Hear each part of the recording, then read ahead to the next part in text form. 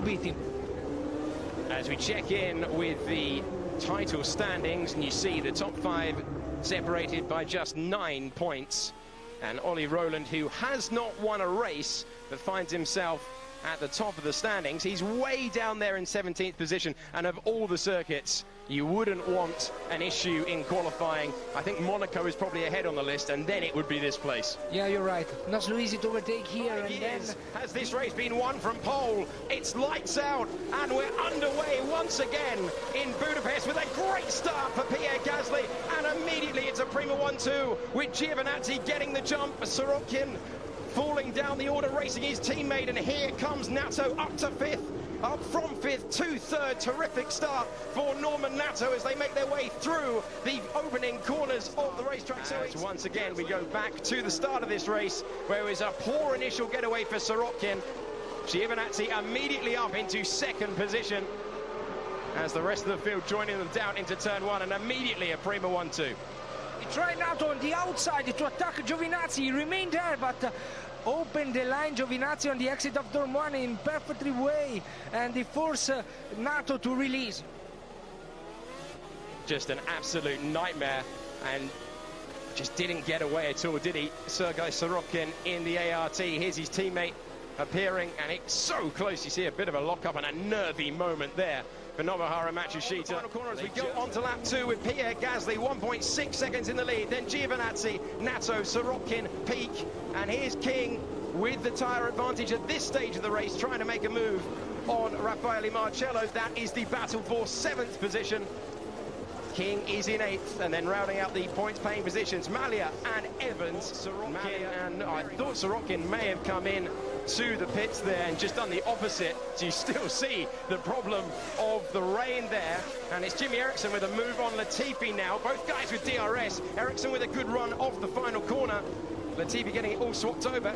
Eriksson trying to go around the outside, and this really, oh, it gets so close on the exit here of 2, and that is a really brave move there by Jimmy Eriksson, who, if he can find a dry part of the racetrack, it might only be for 16th position, but he's distinguished himself. And when you're running at the back, faster, as we see a replay once again of Latifi going to the inside and placing the car on the outside, and this is the advantage at the start.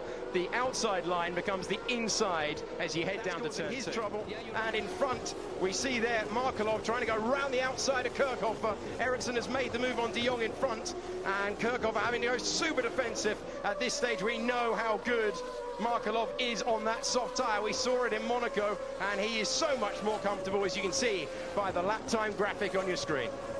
So already after 7 laps, the driver with soft tires still being kicked up from Giovinazzi, who's now coming across. Armand in front of him. Armand trying to make the move on Jeffrey, so they're racing for position. Does Jeffrey know that Giovinazzi's there? Giovinazzi's past the Arden, and now he's past the Trident. 2 cars in 1 corner as he heads to turn 2 with the newer rubber.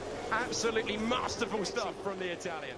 This was Galao racing Canamassas, and oh dear, contact. It was always going to end in that once he'd taken the compromise line across the curb at turn 1. We see it once again, and Canamassas getting nerfed off the circuit here, the Hungaroring, and rejoining. Those guys, well, they've had their race ruined. Galao by a puncher, Canamassas by a penalty in stalling, and somehow still irrelevant for the points. But this isn't. This is Sorokin trying to carve his way through the field and get on terms with Giovinazzi in front. And in the background there, you saw a glimpse of Peak all over the back of his countryman Nato. You see now in your picture, make the move as they come across the line. They've both got DRS. Nato knows that that will probably see him safe. He's going to try and get past the Arden, going to the inside with the newer rubber, and Peak can't follow him through. Peak trying an alternate line, trying to go by just hanging back, and this is the problem. If you get caught between the guys who started on the hard tyres, you can really hurt your race, but it's only 1 corner later that Peak is able to follow him through. Yeah, you're right. But we have to space of Pierre Gasly.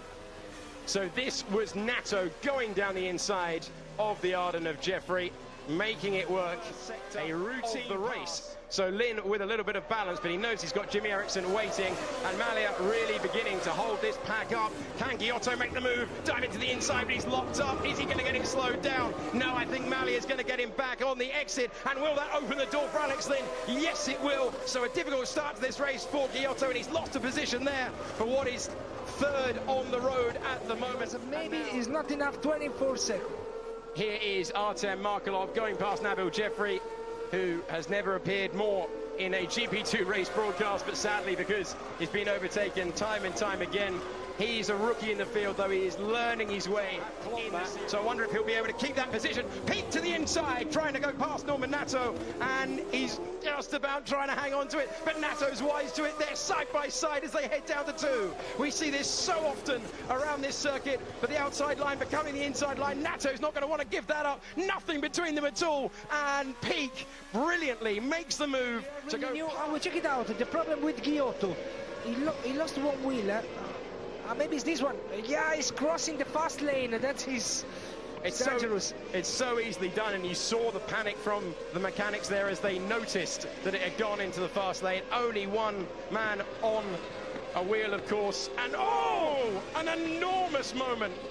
I cannot believe he caught that. What a control, my friend! What a save! What a save from Luca Giotto. Using DRS, Sorokin can do nothing about Giovinazzi in front, and lap after lap he's done so well just to perfect that exit, not only of turn 1 but of turn 2, and that is very impressive indeed. Impressive how good the hard tires are performing. Because ever closer. Here's Latifi making the move on Giotto, who, remember, has damaged tyres from that incredible save on the pit straight, and now Latifi has damaged tyres, locking up down the inside, and he's just about going to make the move work. Did he hang on? This was Latifi. Is he going to go to his favourite part of the racetrack, which is the puddle? Back to the puddle. Both of them off the road in the final corner, and so close to losing it there. Yeah, there is the extra turn. Close indeed. And then we've got Evans as well. So yeah, from my point of view, he will fight with Nato for the 8th position, because with soft tires, just 3 laps, you can fly, you can have really qualified lap time, and so maybe you can be 2 seconds faster than everyone. Here's Markelov racing Mitch Evans. This is for position then, and this is for the final points-paying position.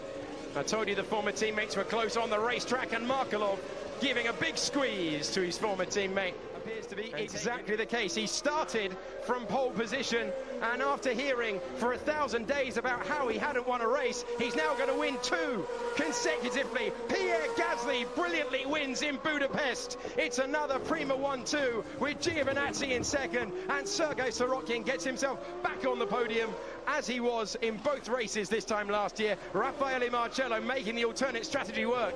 He came through to 4th, then Peak was 5th, Matsushita 6th, and racing for the line, it's King and Markelov through the puddle on the final curb, and not able to make the move. For 2017 Pirelli rubber 1 week ago. Now he's the race winner ahead of his teammate Antonio Giovinazzi. Sorokin was 3rd, Raffaele Marcello 4th on an alternate strategy. Then we had Peak, who loves this place and proved it with 5th place on the road. Solid once again from Nobuhara Matsushita, but not able to match his teammate. Then Nato was 7th. Once again, we have racing engineering on the